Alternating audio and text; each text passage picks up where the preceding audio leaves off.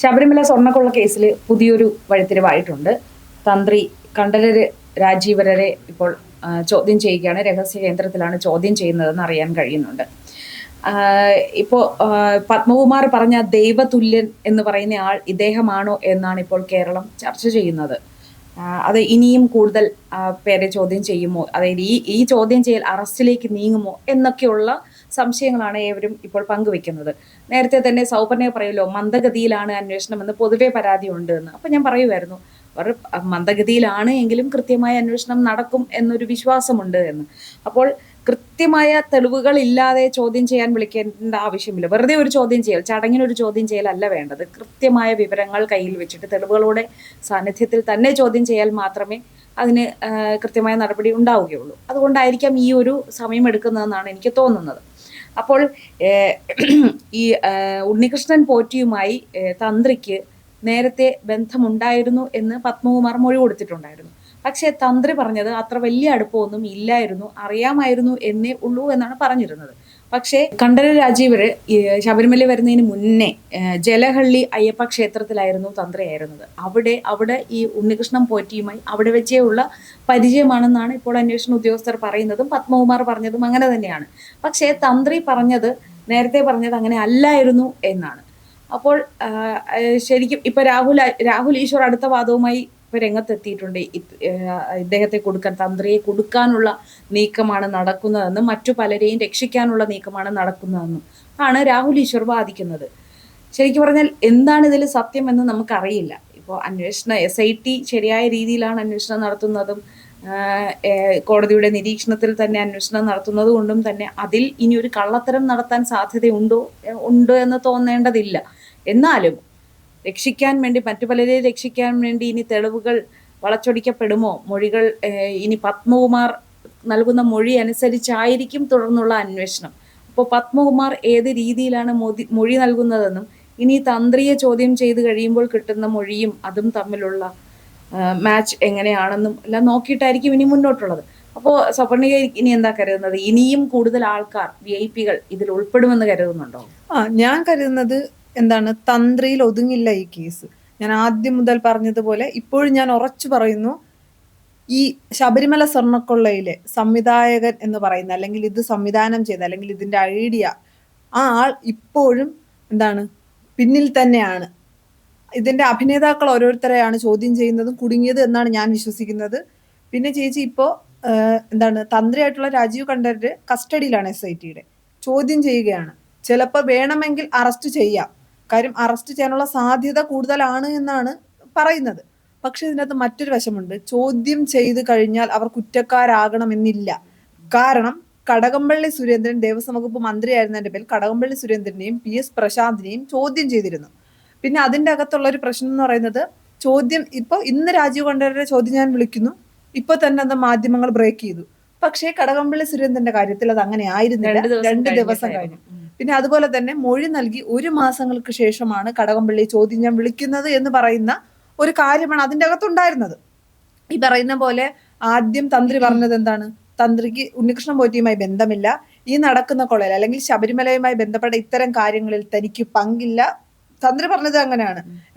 ചുമതല മുഴുവൻ ദേവസ്വം ബോർഡിനാണ്, എല്ലാം അറിയാവുന്നത് ദേവസ്വം ബോർഡിനാണ് എന്ന് തന്നെയാണ് തന്ത്രി പറഞ്ഞിരുന്നത്.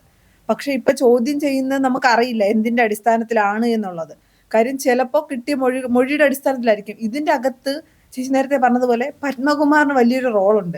പത്മകുമാറിന് ഈ കേസിന് എങ്ങോട്ട് വേണമെങ്കിലും തിരിച്ചു വിടാൻ പറ്റും. അപ്പോൾ നമ്മളിത് സംസാരിക്കുന്ന ആ വേളയിൽ തന്നെ അറിയാൻ കഴിയുന്നത് ഇപ്പോൾ തന്ത്രിയെ അറസ്റ്റ് ചെയ്തു എന്നാണ്. അപ്പോൾ ചോദ്യം ചെയ്യലിൽ തന്ത്രിയുടെ കുറ്റം എന്താണ് എന്ന് SITക്ക് പൂർണ്ണമായും ബോധ്യപ്പെട്ടു എന്ന് വേണം നമുക്ക് മനസ്സിലാക്കാൻ.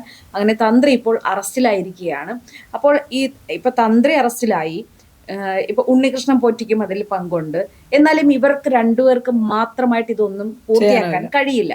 അപ്പൊ ഈ 2019 ഭരണസമിതിക്ക് ഇതിൽ വ്യക്തമായ ഇൻവോൾവ്മെന്റ് ഉണ്ടാവണം. കാരണം ഇത് നടപ്പിലാക്കാൻ ആവശ്യമായ ആൾക്കാരെ എല്ലാം, അതായത് എല്ലാ കള്ളന്മാരെയും ഒരു കുടക്കീഴിൽ കൊണ്ടുവന്ന് ഇതിന്റെ സക്സസ് ആവണമെങ്കിൽ അത്രയും സഹകരണം വേണമല്ലോ.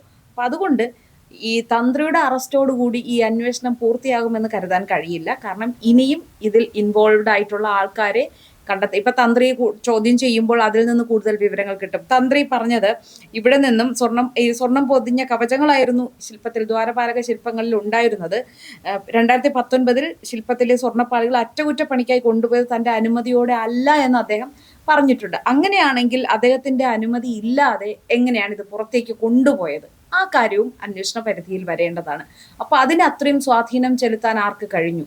അപ്പൊ എന്തായാലും ഈ ഒരു അറസ്റ്റോടുകൂടി ഇത് അവസാനിക്കുന്നില്ല. അല്ലേ ചേച്ചി, ഇതിന്റെ അകത്ത് ഇനി മറു ചോദ്യമുണ്ടല്ലോ. ഈ പറയുന്ന പോലെ PS പ്രശാന്തിനെയും കടകംപള്ളി സുരേന്ദ്രനെയും മൊഴി അല്ലെങ്കിൽ ചോദ്യം ചെയ്തതിനു ശേഷം വിട്ടയച്ചു. ഇനി അവരുടെ അറസ്റ്റ് ഉണ്ടാകുമോ? ഇനി ഈ പറയുന്ന പോലെ തന്ത്രി പറയാൻ പോകുന്നത് അത്തരം എന്തെങ്കിലും കാര്യമായിരിക്കുമോ? പത്മകുമാറിന്റെ മൊഴിയുടെ അടിസ്ഥാനത്തിലാണ് ഇപ്പോൾ ഈ കേസ് മുന്നോട്ട് പോകുന്നതെന്ന് പറയാം. അപ്പൊ ഇനി തന്ത്രി പറയുന്നത് എന്താണെന്ന് നമുക്കറിയില്ല.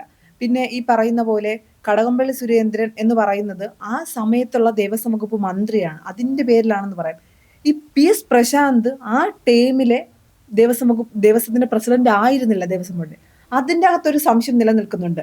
ആദ്യം 1ാം പിണറായി സർക്കാരിന്റെ സമയത്ത് നടന്ന കൊള്ളയിൽ 2ാം പിണറായി സർക്കാരിന്റെ ദേവസ്വം പ്രസിഡന്റിനെ എന്തിനു ചോദ്യം ചെയ്തു? അത് മാത്രമല്ല, ഈ സംഭവം, ഈ ആരോപണങ്ങൾ ഉണ്ടായ ആദ്യം PS പ്രശാന്തിന്റെ പ്രതികരണം എന്തായിരുന്നു എന്ന് ഓർക്കുന്നുണ്ടോ? ഇതിൽ അങ്ങനെ അന്വേഷിക്കേണ്ട കാര്യങ്ങളൊന്നും ഉണ്ടെന്ന് തോന്നുന്നില്ല, ഇതൊക്കെ വെറും ആരോപണം മാത്രമാണെന്ന് വളരെ നിസ്സാരവൽക്കരിച്ച് ഇതിനൊരു പ്രാധാന്യം കൊടുക്കാത്ത രീതിയിലായിരുന്നു PS പ്രശാന്ത് അന്ന് പ്രതികരിച്ചത്. പക്ഷെ അങ്ങനെ പ്രതികരിച്ച ഒരാളിനെയാണ് SIT കഴിഞ്ഞ ദിവസം ചോദ്യം ചെയ്യാൻ തന്നെ. അതിന്റെ അകത്ത് എനിക്ക് തോന്നുന്ന ഒരു കാര്യം പറയാം. ഈ പറയുന്ന പോലെ 2019 ഇങ്ങനെ ഒരു സ്വർണ്ണക്കൊള്ള നടന്നു. 2019 അല്ലെങ്കിൽ 1ാം പിണറായി സർക്കാരിന്റെ കാലത്ത് നടന്നു. 2ാം പിണറായി സർക്കാരിന്റെ കാലത്ത് PS പ്രശാന്തിനെ ദേവസ്വം ബോർഡ് പ്രസിഡന്റാക്കി നിയമിക്കുന്നത് ഈ കൊള്ള നടന്നത് പുറത്തു വരാതിരിക്കാൻ, മറച്ചു പിടിക്കാനാണെങ്കിലോ? അങ്ങനെ ഒരു ചോദ്യം ഉണ്ടല്ലോ. മറച്ചു പിടിക്കാൻ തന്നെയാണ്, അതിന്റെ തുടർ പ്രക്രിയകൾക്ക് സഹായകമാകുന്ന രീതിയിൽ കൂടിയായിരിക്കില്ലേ? പൂർത്തിയായിട്ടില്ലല്ലോ, ഇനിയും കൊള്ളയടിക്കാൻ സാധനങ്ങൾ അവിടെ ഉണ്ടല്ലോ. അപ്പൊ അതിന്റെ നെക്സ്റ്റ് സ്റ്റെപ്പ്, അടുത്ത ഘട്ടത്തിലേക്ക് കടക്കാൻ അവർക്ക് പറ്റിയ ആൾക്കാരെ തന്നെ അവർ റിക്രൂട്ട് ചെയ്യണം. അപ്പൊ അതിന്റെ ഭാഗമായിട്ട് തന്നെയാണ് ഈ സംഘങ്ങളെ അവർ വലുതാക്കി അവിടെ എത്തിച്ചുകൊണ്ടിരുന്നത്. അതുപോലെ ഇന്നിപ്പോ തന്ത്രി അറസ്റ്റിലാകുന്നു എന്ന് പറയുമ്പോൾ തന്നെ ശബരിമല സ്വർണ്ണക്കൊള്ളയിൽ മറ്റൊരു ഇതും കൂടിയുണ്ട്. ED ഈ കേസ് ഏറ്റെടുത്തിരിക്കുകയാണെന്ന്. അപ്പൊ SIT ആരെയൊക്കെയാണോ പ്രതി ചേർത്തിരിക്കുന്നത് അവരെ പ്രതിയാക്കിക്കൊണ്ട് തന്നെയാണ് ED മുന്നോട്ട് പോകുന്നത്. അപ്പൊ EDയും കൂടി കേസ് ഏറ്റെടുക്കുമ്പോൾ കുറച്ചുകൂടി വേഗത്തിൽ കാര്യങ്ങൾ നടക്കുമെന്നൊരു പ്രതീക്ഷ എനിക്കിപ്പോ തോന്നുന്നുണ്ട്.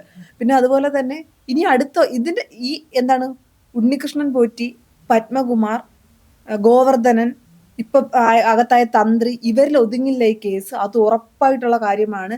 ഇവരിൽ ഈ കേസ് ഒതുങ്ങുമായിരുന്നെങ്കിൽ തന്ത്രിയായിരുന്നു കുറ്റക്കാരൻ, യഥാർത്ഥ കുറ്റക്കാരൻ, അല്ലെങ്കിൽ തന്ത്രിയാണ് ദൈവതുല്യനെങ്കിൽ ഒരിക്കലും CPM പാർട്ടി ഇന്നും പത്മകുമാറിനെ ചുമച്ചുകൊണ്ടിരിക്കില്ലായിരുന്നു. എന്നേക്കും ആ അറസ്റ്റിലാവുന്ന സമയം തന്നെ പാർട്ടിയിൽ നിന്ന് പുറത്താക്കേണ്ട നടപടികൾ പാർട്ടി സ്വീകരിക്കുമായിരുന്നു.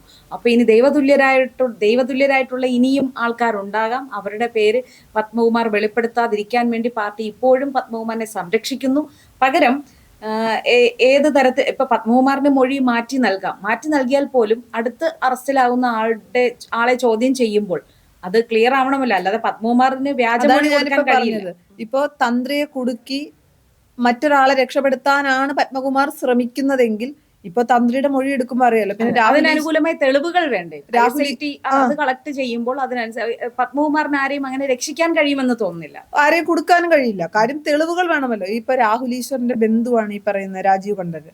അപ്പോ രാഹുൽ ഈശ്വർ പറഞ്ഞ എന്താണ്, അദ്ദേഹത്തിന്റെ ജീവിതത്തിൽ ഇതുവരെ ഒരു ബ്ലാക്ക് മാർക്ക് ഇല്ല, ഇത്രയും വർഷമായിട്ട് തന്ത്രിയായിരിക്കുന്ന വ്യക്തിയാണ്. അപ്പൊ ബ്ലാക്ക് മാർക്ക് അദ്ദേഹത്തിന്റെ പേരിലില്ല, അതുകൊണ്ട് തങ്ങൾക്ക് സംശയമുണ്ട് അദ്ദേഹത്തെ കുടുക്കി മറ്റാരെ രക്ഷിക്കാനാണ് എന്ന്. അപ്പോൾ നമ്മൾ മാത്രം അല്ല കരുതുന്നത്, ഇതിന്റെ പിന്നിൽ വലിയ ആളുകളുണ്ട്, അല്ലെങ്കിൽ വമ്പൻ സ്രാവുകളുണ്ട്. സ്വാഭാവികമായിട്ട് രാഹുൽ ഈശ്വറിന് ആ രീതിയിൽ പ്രതികരിക്കാനേ കഴിയുള്ളൂ. കാരണം പത്മകുമാർ പോലും അറസ്റ്റിലായി കഴിഞ്ഞപ്പോൾ രാഹുൽ ഈശ്വർ മാധ്യമങ്ങളിൽ പ്രതികരിക്കുന്നത് പത്മകുമാർ സാർ എന്ന് വിളിച്ച് തന്നെയാണ് രാഹുൽ ഈശ്വർ പ്രതികരിക്കുന്നത്.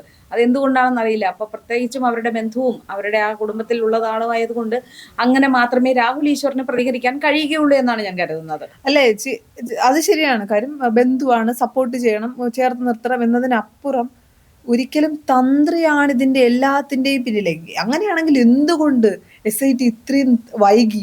കടകംപള്ളിയെ പോലും ചോദ്യം ചെയ്തതിനു ശേഷം ഇങ്ങനെ ഇത്രയും വലിയൊരു കള്ളത്തരം അവിടെ നടക്കുമ്പോൾ തന്ത്രി അറിയാതിരിക്കാൻ യാതൊരു സാധ്യതയില്ല. എന്തായാലും തന്ത്രിയുടെ അറിവോടുകൂടി തന്ത്രിക്ക് അതിൽ പങ്കുണ്ടാവില്ല എന്ന് പറയാൻ കഴിയില്ല. കാരണം ഒന്നെങ്കിൽ തന്ത്രി മൗനമായി സപ്പോർട്ട് ചെയ്തു, ഒന്നും സപ്പോർട്ട് എന്ന് വെച്ചാൽ മൗനമായിരുന്നു, ഇതിനെ സപ്പോർട്ടും ചെയ്തിട്ടില്ല, ഒപ്പോസും ചെയ്തിട്ടില്ല, അല്ലെങ്കിൽ അതിന്റെ പങ്ക് പറ്റിയിട്ടുണ്ട്. ഇതിലേതെങ്കിലും ഒന്ന് എന്തായാലും അന്വേഷണത്തിൽ തെളിയുക തന്നെ ചെയ്യും.